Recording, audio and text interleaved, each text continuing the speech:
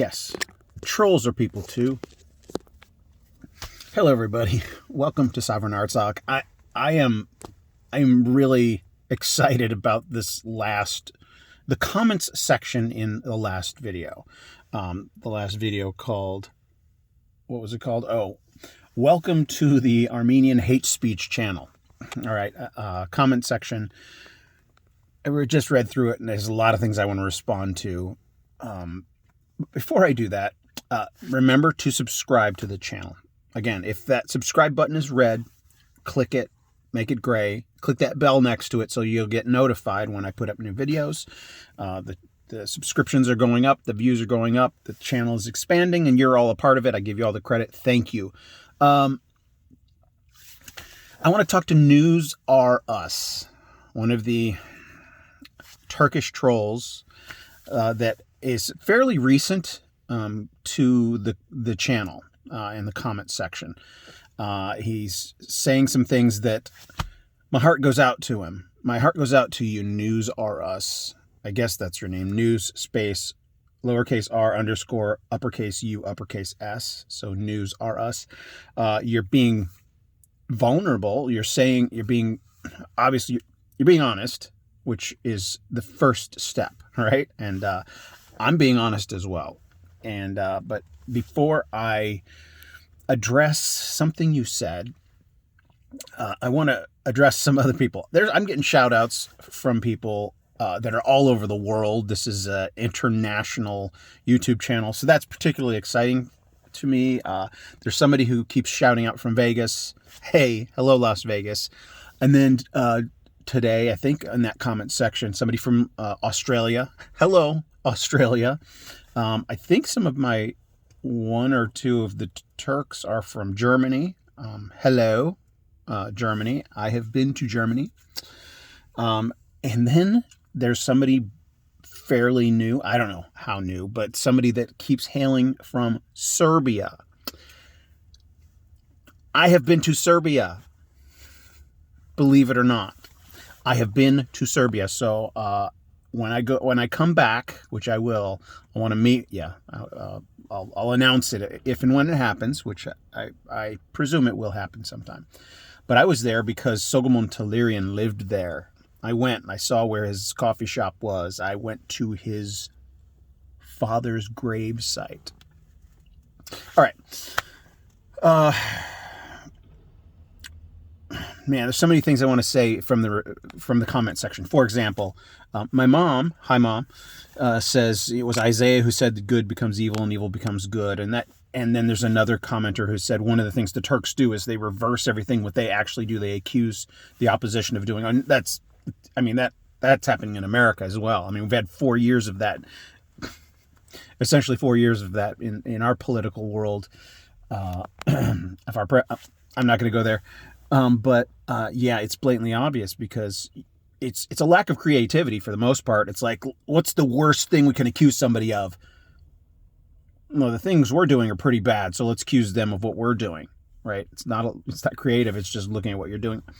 All right. So News R Us says that my channel is not an anti-hate channel because I only take the side of the Armenians because they're Christians. No. First and foremost, no. Yes, I'm a Christian, and that's how I came to this story, and that's how I have an affinity to the story. But I'm not siding with Armenians because they are historically Christian. I'm siding with Armenians because a horrific, true event occurred that has been suppressed. Okay? And you go on to say, News R Us, you go on to say that I don't know anything about the Ottoman Empire, that I'm uneducated, I'm speaking about things that I don't know. Okay, you're clearly new to the channel, so I can't blame you for thinking that. But if you go to my other channel, which is called Tales of Truth, all that is historians, right? All that channel is me interviewing historians. I have a partner who's my co-host on a show that I do there called Hollywood and History. I'm the Hollywood guy who's been researching history for the last 3 years. I've been to Istanbul with a Turkish history professor. from an elite American university. He was born in Germany. He has family in Turkey, and he took 3 weeks out of his busy schedule because he's excited about what I'm doing. And he took me into the archives, the historical archives in Istanbul. So you say, now, I believe you were being honest that all it would take for you to apologize is for the historians of the world to open up their archives and determine if there was a genocide. It's been done. It's already been done. It's a matter of you, what sources you believe. Certain sources will tell you it hasn't been done because they don't want the dark truth to come out. Okay, so it's just a matter up to you, News R Us, to believe that it's been done. I'm working with historians of all ethnicities. The historical data does not